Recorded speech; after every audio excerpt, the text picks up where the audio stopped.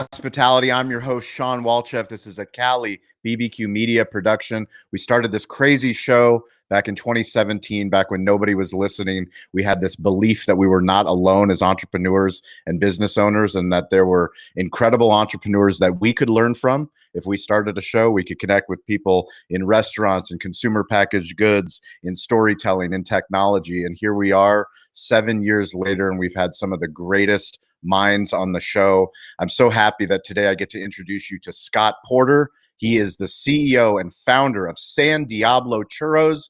We are going to learn about persistence. We're going to learn about consumer packaged goods, and we are going to learn about the art of storytelling. Scott, welcome to the show. Hey, thanks so much. Great to be with you, Sean. Let's start with persistence. Oh man. Yeah, tell me, what do you want to talk I about?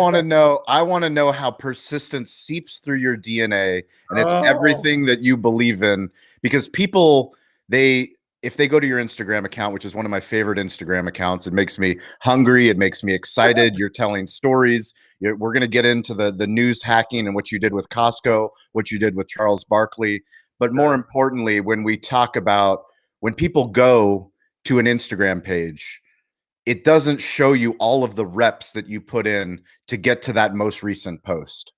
Tell me about persistence. I mean, I don't know any way other to say it in that it is in except that you absolutely there's no one else is going to be persistent for you. So I mean, either you're tenacious, you're persistent, you're moving things forward, or it doesn't happen. And so, especially as an entrepreneur, at whatever stage of your business, but I believe in the beginning stages, in the early stages of your business's life, if you're not persistent, nothing happens. Literally, nothing happens because if you don't do it, it doesn't get done. Obviously, as you add more people to your team, persistence is still a mission critical characteristic and absolutely essential for moving things forward.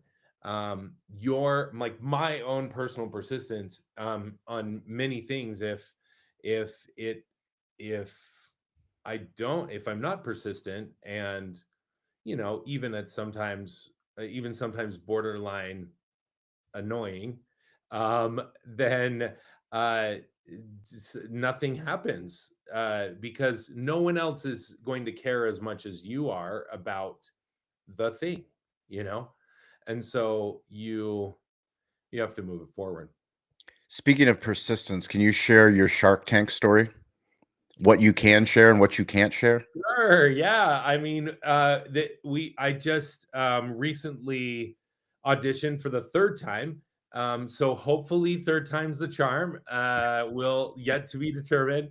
We're waiting to hear back final results on the selection process, but certainly, I mean and we've met people there that were also auditioning that it was their fourth and fifth time, and so nothing but respect for those people who just believe in their dream, believe in the vision, believe in what they have to offer, and are continuing to pursue it. And so yeah, I mean, the first time was the audition was in Palm Springs, second time in Vegas, third time in Vegas, and it's interesting because the first two times we were pitching our churro making kit, which is a fantastic like corporate gift and fun like date night, family night, awesome. Make it, make churros at home yourself anytime. Really terrific kit. Um, and this last time, we pitched our most recent development and iteration of our business with the frozen churro line that I'm sure we're going to talk about. But Yep. it is that is a much stronger pitch, more scalable, and it just makes a lot more sense, especially from the sharks' perspective, thinking of like what sharks would potentially be interested in. And so I'm hopeful. We'll see how things continue to progress, and we'll Can keep you you informed. Just watch for any developments or news on San Diablo Churros .com on our website or on our any of our social handles. So Yeah, you're a masterclass storyteller. It's one of the things that always connected me when I first met you and I started checking out your social profile, seeing what you were doing. When did you learn how to digitally share your story? Because a lot of mm, people understand how to tell stories in real life. I mean, you can't be an entrepreneur, you can't be a business owner unless you can pitch in real life, but how that translate over to different platforms like Instagram, and then Instagram becomes Instagram Reels, and then now we're doing YouTube Shorts. Like there's so many different needs. But where did you learn the craft of storytelling? I would absolutely say that I'm definitely still learning the craft We of all story. are. Everybody is. And, The masters never quit learning. That's what makes them masters. well, this is coming from from the grandmaster himself. I don't know about grandma. I put a lot of shots up. I just take a Yeah, lot of shots. I I know. Well, and that's the thing. I mean, that's you miss all the shots you don't take, Yep. and it's all of the you talk to any great athlete, it's like they just continue to shoot, to continue Yes. to hit, continue to kick whatever it is Yeah. that you're doing, and you will miss. But that repetition, the Malcolm Gladwell 10,000 repetitions, right? It gets you that. And so I think that it is absolutely something that I'm still learning and need to continue to improve. But it started, I think, in earnest. It started when I created my.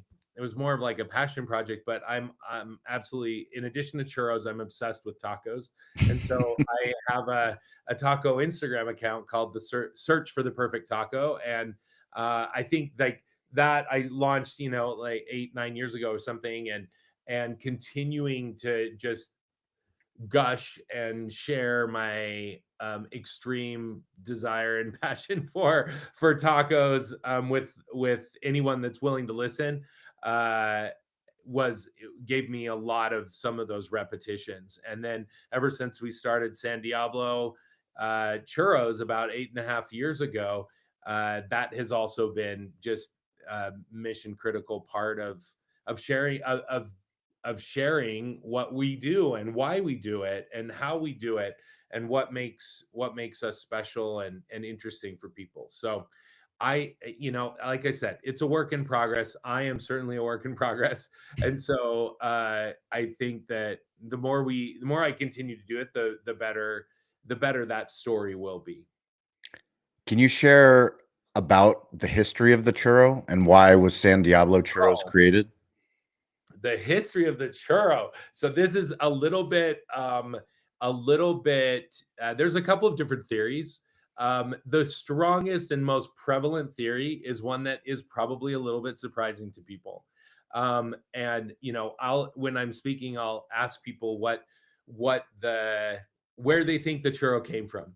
And almost all the time people are like Mexico, Spain, and I'm like, they are on the trajectory of that journey. So, one of the theories is that the churro actually originated in China. Like drum roll, mic drop, all of that. China, Wow. of course. They have a deep fried pastry that's about, I mean, it varies, but it's about this long. And it's salty, and they call it youtiao, which I'm not sure if I'm completely saying that right, but it's an oil fried stick is the rough translation. Okay. And they'll dip it in yogurt, and it's basically like a salty, savory a treat.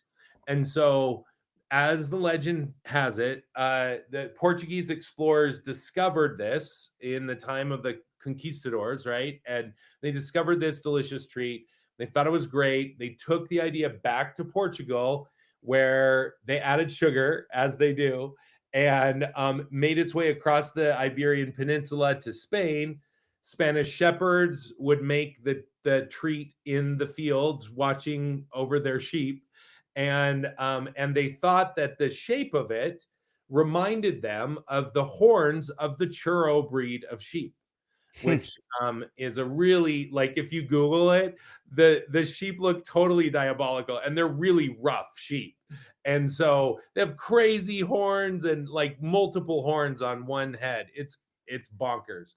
And so they named it a churro in honor of the churro breed of sheep. And so from Spain, it went through its iterations, like the thin, crispy churros that you dip in the really thick, amazing dipping chocolate, made its way over to Latin America and Mexico, where they kind of created their own take on it and made it a little bit thicker and hollow so that you could fill it with goodness and all sorts of delicious things, like in Mexico, cajeta or dulce de leche, and Nutella, sweet cream, jams, whatever you want.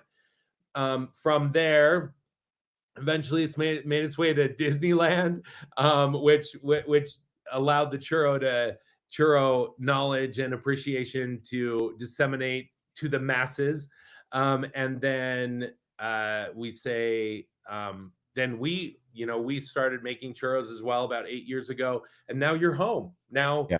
everyone can make churros at home and have an amazing, like, high quality artisan, delicious filled churro at home. And so that's that's one of the theories. That's one of the legends of the churro.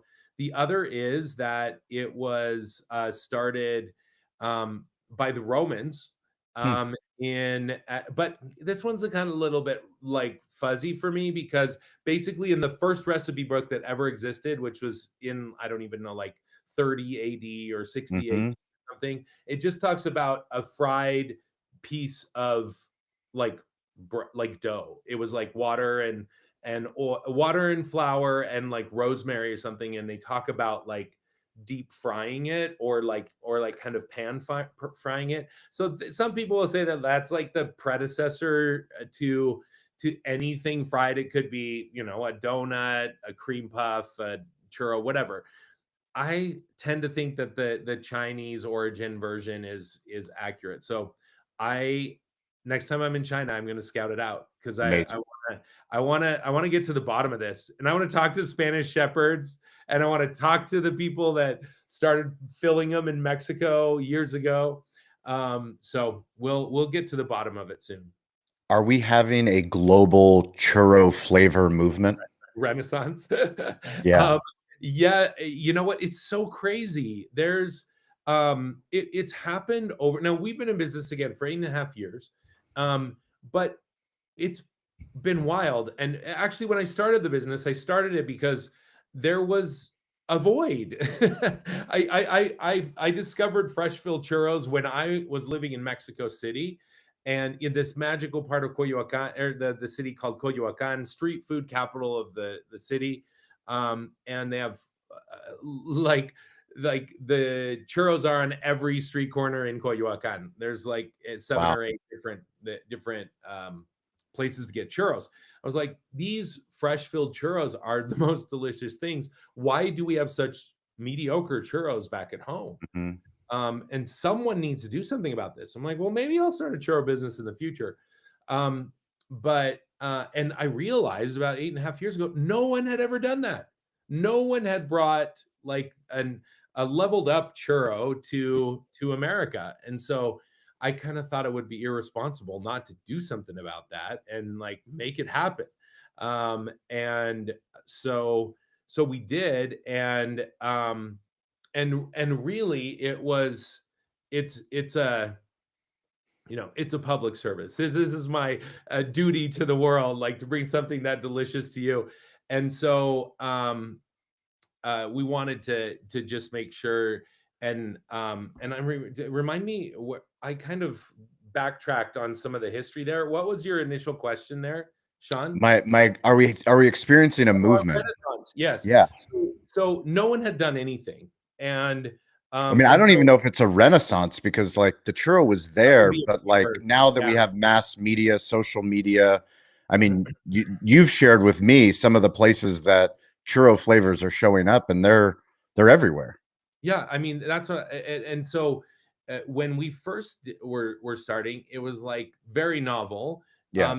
and in a lot of ways it still is because, most people are used to, a longer, churro that's not filled and maybe a little bit dry, it always smells delicious and maybe not as delicious as you think it will be when you eat it, and so, but over I would say even the last 2 to 3 years, there's just been a tremendous spike in churro-ness in the world.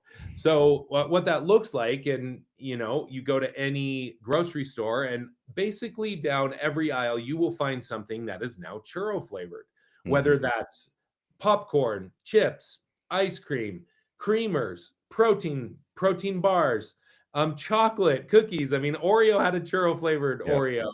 Kit Kat has a churro, I mean, it's insane, and cinnamon sugar is now, as a flavor profile, is now identifying as churro because that's there's people's palates and desires are becoming a little bit more uh refined, I guess, or exploratory, and so globally centric and globally identifiable foods are more attractive, and so they're just replacing cinnamon sugar with churro flavor, and everyone's like, "Ooh, it's churro flavor, okay."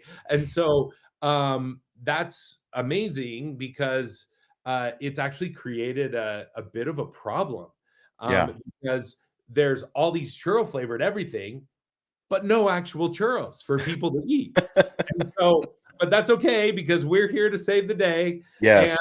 that's why we're around. And so that we at the beginning of last year we launched a frozen line of churros to address this need that all of us have and deserve for some frozen churros, that you just take and bake. They're already fried, already filled. You just pop them in the air fryer for a couple minutes. And so there's definitely this like upswing in momentum in the churro world, in the dessert space. I mean, you're seeing them even hit, Costco discontinued their churros, but right after Costco did, Subway picked them up. Yep. You've got Burger King doing a limited time offer. Shake Shack did a churro shake. Baskin Robbins had a churro flavor of the month.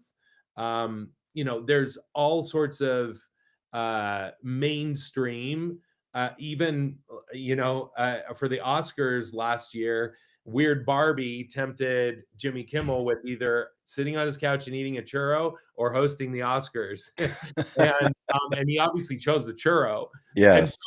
so that was a big commercial and promotion for the churro, or I mean, for Oscars, also for the churro. I mean, we For adopted it sure. and news hacked our way into that story. But yeah, I mean, I watched Red One over the holidays. Chris Evans stopped when he was taking his kid somewhere and got a churro off the side of the road.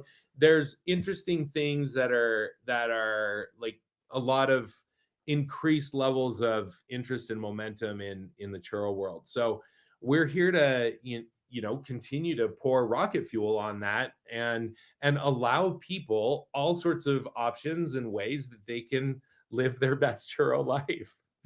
Let's talk about news hacking. It's one of the things that I love about your story. Can you share the Costco death of the funeral of the churro? And like it's just a different way to think about getting your name out there, branding, attaching yourself not just to a story, but like you were part of, like, literally it was like a movement. Share the Costco story for us. Sure.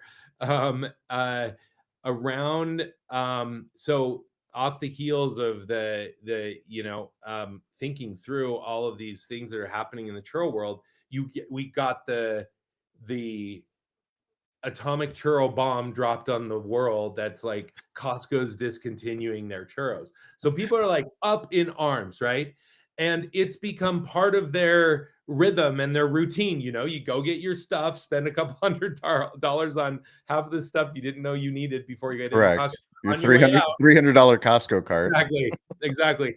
And then on your way out, you either get like a chicken bake or a churro or both, or a slice of pizza, obviously, Yep. or hot dog. And Yep. so that's just part of the routine. So people are up in arms. And we decided to find out a little bit more. So kind of leading up to, it was a little bit of an iterative process as far as our social media story went, but Yep. we started out doing I would call um Costco food courts all over America to ask them if they were out of churros yet. And also, I Uh, was like the crazy obsessed churro guy that I was like, "Hey, do you still have churros?" And they're like, "Yeah, but we only have one box left." No. I'm like, "Why are you guys discontinuing the churros? What am I gonna do? Where do I go for my churro fix?" And they're like, "I know, I'm so sorry." Like, hands down, the Costco food court people are the nicest people ever. They I were didn't know. I didn't know you can call the Costco food court. I know, I I'm didn't surprised a either. human answers the phone at Costco. I That's the know, most shocking thing about the whole I know story. there's so many things that are Honestly. shocking about it. I was like, yeah, one, can you call them? Yes, you can. And two, they're like the kindest people. And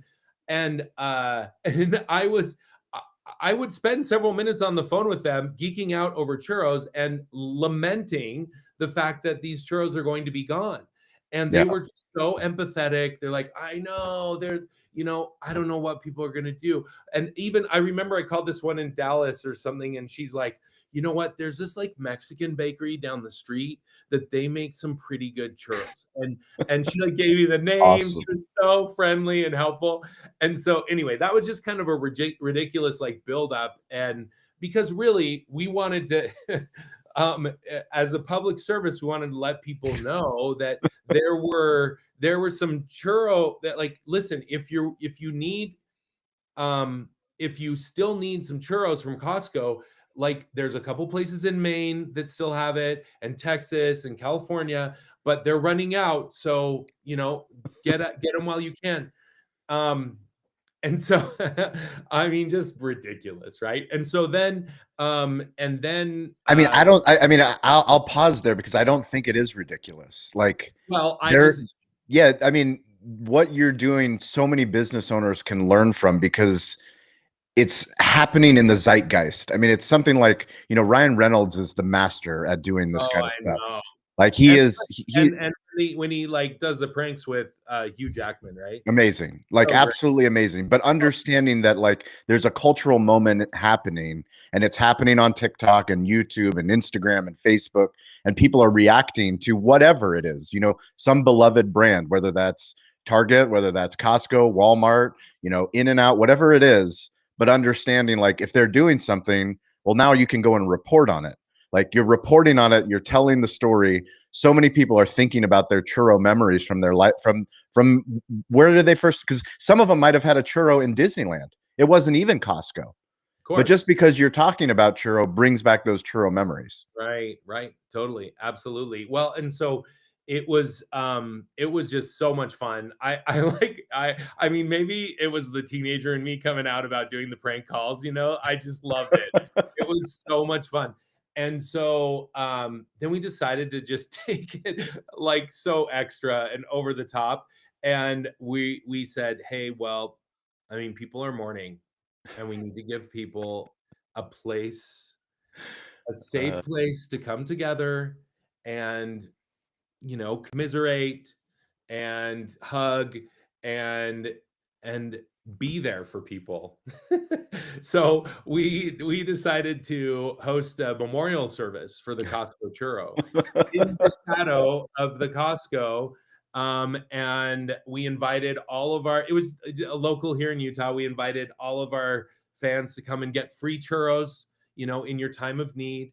And to help you through this, this mourning, grieving process. And so we encouraged everyone to wear black.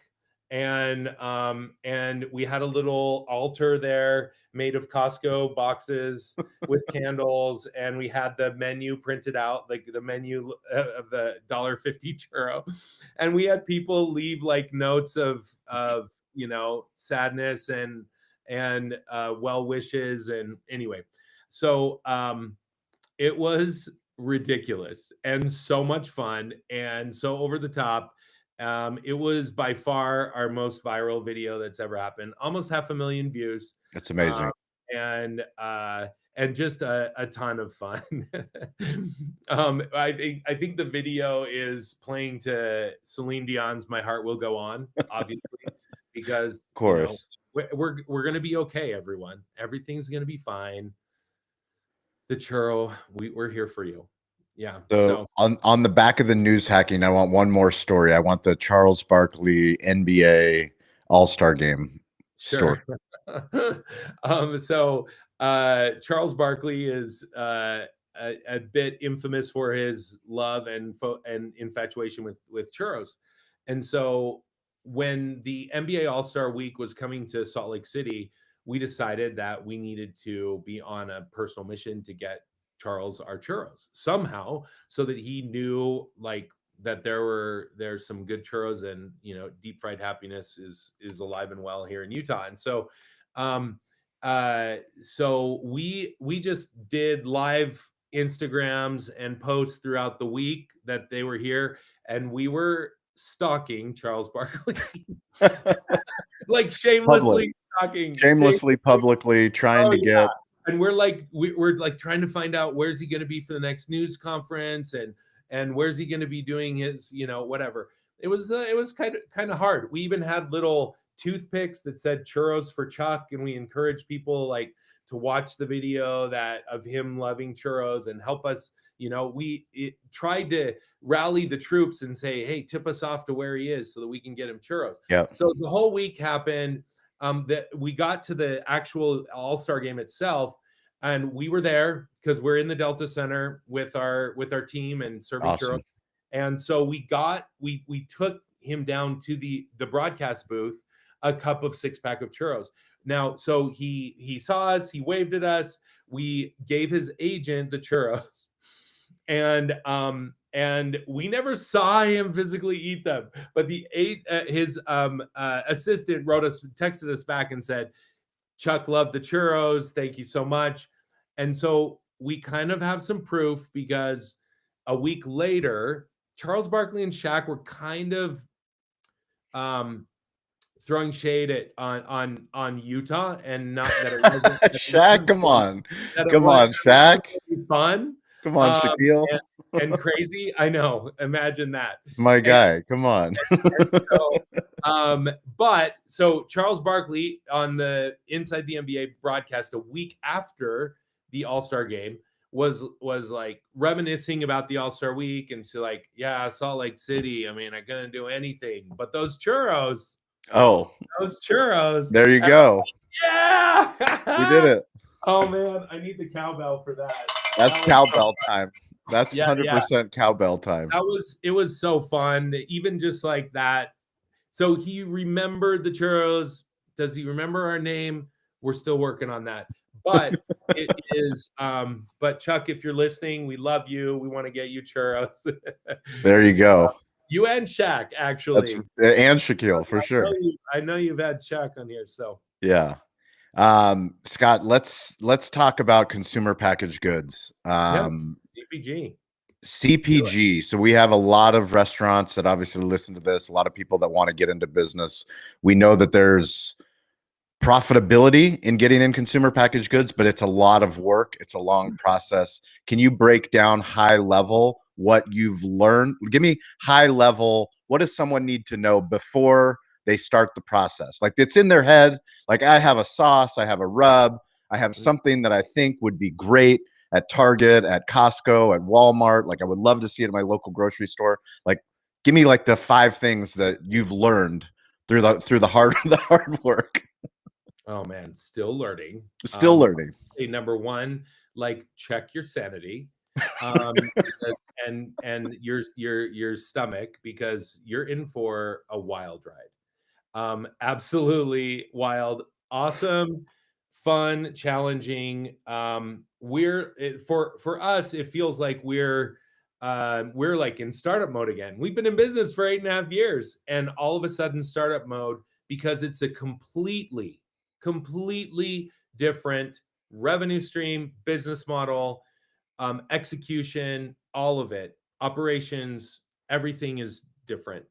And so just get ready. It's a wild ride, and it's fun and exciting. And when you go to Target and you see your package there, you're like, wait, what? How did it happen? And you didn't put it there. It's like you put it there, but you didn't, like someone else actually put it there. You're like, you know how much work it took for this thing to get I here? know. So I mean, this little thing. So this is our bag that we have in Yep. retail. That is our take and bake churros. So, like I Amazing. said, these are frozen churros, and so I think first is like first would be conceptualizing how do you productize. With some people it's a little bit easier. It's like, well, we make amazing salsa, let's like sell our sauce, let's sell our salsa, let's sell our rub, whatever it is. And so that's already made. For us it was like, oh well, how could we Yep. sell frozen churros, and does it work? So we had to do a lot of prototyping. We had to do a lot of R&D, and then a lot of validating that it worked before we decided to go. Also, we just like decided that we were going to invest 5 months of time, money, and effort to figure out if this was a viable business growth expansion option. And so what that entailed for us was doing some of that R&D back Yep. at home. It Yep. also entailed going to 4 to 5 trade shows and pretending like we were doing this and that we knew what we were doing, and using it to have like thousands of conversations with people in and asking real time research information. We just did this 2 weeks ago at Fancy Food for a Yep. new product line for these like freeze dried shelf stable churros that are little itty bitty churros that are going to change everything. Do I have a little package here somewhere? And anyway, there, oh yeah, I do actually. There you go. Um Let's see it. so, oh my gosh, did I give the last one away? They're that hot off the presses that Unbox it on the show. I love it. we're like, Unbox it. Scott is ready to unbox. oh my gosh. Well, I can show you what no, it's downstairs. Well, in the live viewers can't see it, but in post production we can put it in. Okay, so it's little itty bitty churros. Anyway, we were doing this. This was a prime example of what we did at all of these trade shows. We just said, "This is what we're doing. What do you think?" And like, what would you pay for this? What do you think we should do? Like, how many should be in a box? Yep. Like, you like our packaging? What's missing? And like iterating for the very next time. And so we then change the packaging, and it's like, okay, because the initial thing that we did literally a year ago, we had boxes and the packaging was terrible. And I mean, I could go get it and show you. It's just bad. And we said, oh well, it's hard to tell what it is, or it looks really awesome, but I'm not quite sure. Anyway, we did iterative changes at each of these trade shows, and then by the time I also think like just being, I think very real, but also enthusiastic about your product goes a long way. For sure. When we pitched, we met like Target, for example, at Expo West, and they invited us back to Minneapolis to do a tasting. Wow. And 2 months later, we did it, and the frozen space is hard to get in. And I think this kind of goes back to being in the right place at the right time, with like this churro momentum happening, and the problem that there's actually no real churros for people to buy, but people are interested in churros. So when Target had us approach them, and we're like, and after those 2 months, we did the tasting in Minneapolis with them. So we want to launch you in the fall, in 64 of our stores in Texas. Wow. And so I think like, as far as like, I still honestly can't believe it. They're literally our first client, and we have no previous experience in retail Amazing. with them. And so I think that that is one of those serendipitous things of like being in the right place at the right time, and then also pursuing it with passion. And so we actually pitched them with a prototype. It was literally like a lame bag from like generic bag that I printed a label from Yep. FedEx and pasted it on top of the bag. So I think the scrappiness and that the iterative, like using every opportunity to glean information, um and to learn and just learn from buyers. I feel like I've lived 1,000 lives in the last year because I've just been, and our team has been Yep. like drinking from a fire hose, trying to figure out like, well, what do we do? How do we do it? And talking to all the people that we can. Yep. And so I think that's been very helpful for us in navigating everything from operations, from production to the marketing and the sales, relationships with buyers and brokers and distributors, and trying to understand the new landscape because it is a completely different landscape. If you're in Hmm. the fresh food business on the restaurant side and you go into this, it is completely different.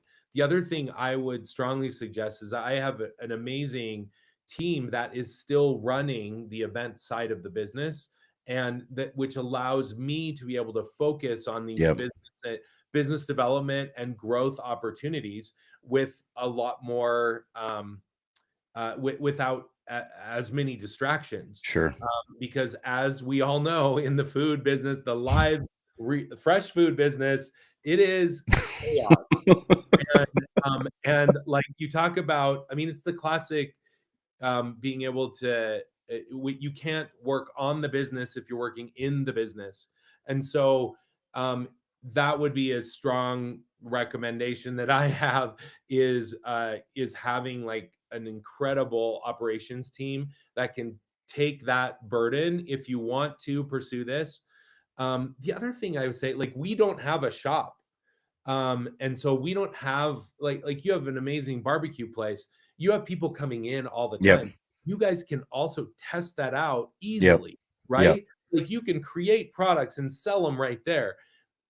It's a little bit harder with our product. You know, we do fairs and festivals and no one wants to Yep. carry around frozen stuff.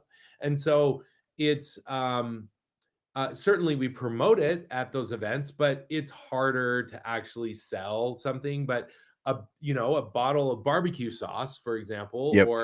or your special seasonings, that would be, you can test that out, and have like incredible marketing opportunities to get in front of your people, whether your servers are saying, hey, we just launched I know you guys love it because I see you here every 2 weeks, or every week or every day, and we're now doing our sauces, here's one on the house, or here's a sample Yep. you got to take home and put on your burgers or put on your mac and cheese or whatever you want at home.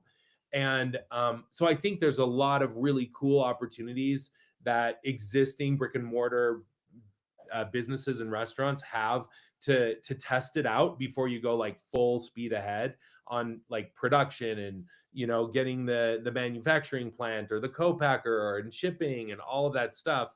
You can do it and test it out very easily because you have the brick and mortar. So I know that you've been putting in a lot of work. We have a lot of restaurants, big restaurants, small restaurants that listen to the show, hotels, stadiums, people that work in all these positions, that you're working on getting churros available through some major distributors. Can you share Absolutely. why you're doing that? What gets you excited about that, and how soon, hopefully, somebody can start adding some San Diablo churros to their menus?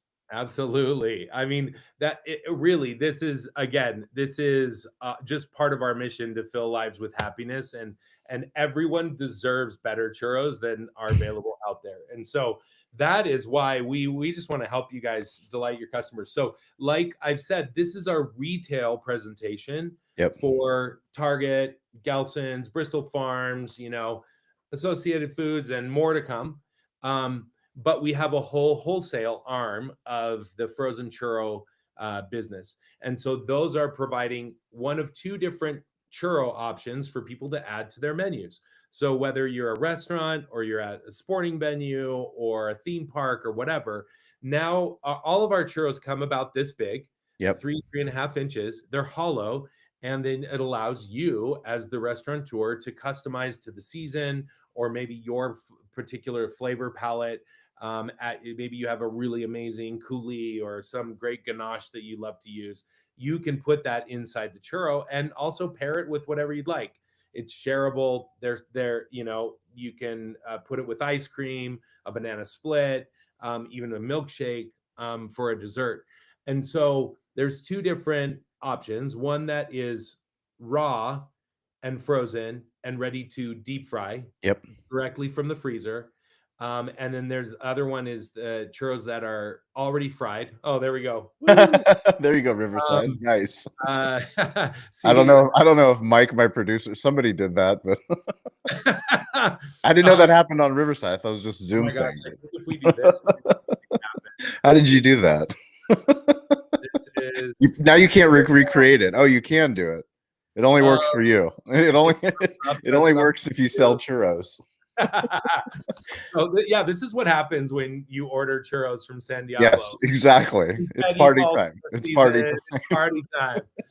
Fiesta. So the one is raw and frozen. You just immediately deep fry from freezer.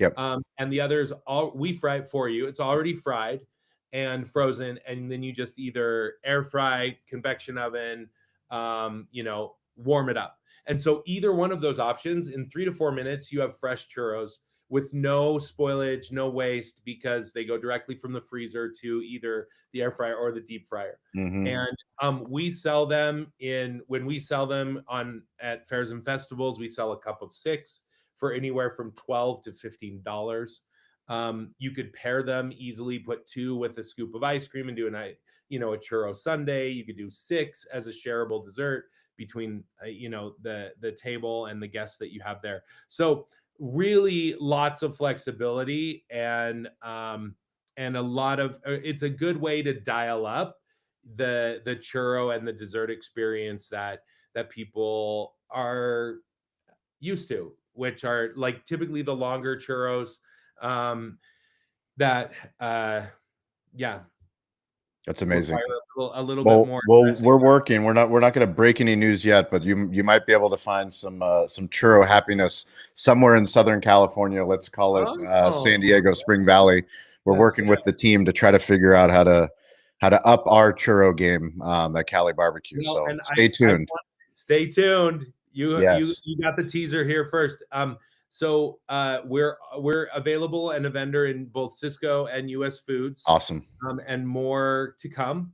And so if any of the viewers or listeners are interested, we just need to work with your rep to pull it into your particular distribution center.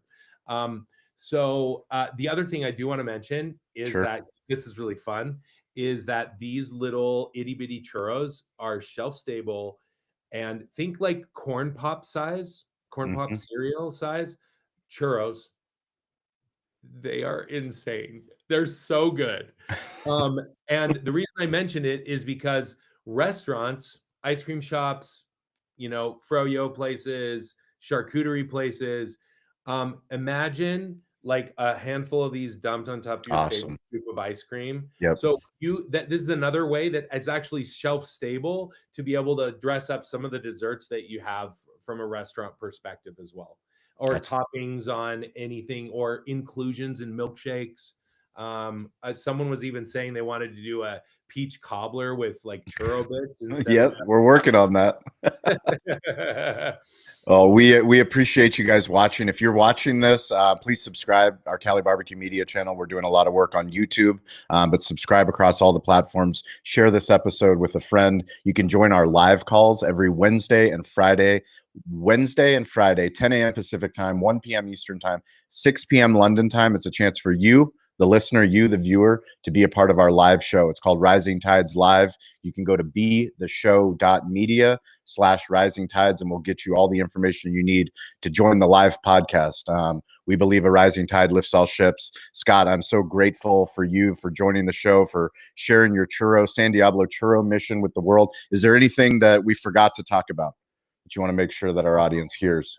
You and I could talk for hours. I think I just love to collaborate, hear any ideas, thoughts, feedback from any of your listeners. This is a learning process for all of us, and like you said, a rising tide lifts all boats. So I'd love to connect with anyone, whether Awesome. it's through San Diablo Churros on any of our socials or on LinkedIn as well. I'm Scott Craig Porter. There's a little taco by my name on that. There's no churro emoji yet. I know. Listen, actually, there's memojis. We can make one. Apple Intelligence, with the new Apple Intelligence, we can make a churro memoji. Dude, we have to. We have to. Seriously, I have been itching to have a churro emoji because there's like a donut one. We're on it.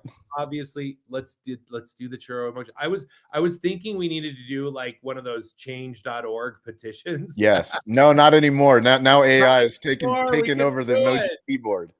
Yeah. Oh my gosh. I love it. We appreciate you, Scott. And if you guys are listening, as always, reach out to me anytime at Sean P. Walchef, ShawnPWalchef. Instagram's the fastest, but I'm active on LinkedIn and all the platforms. We appreciate you. As always, stay curious, get involved, and don't be afraid to ask for help. We'll catch you guys next show.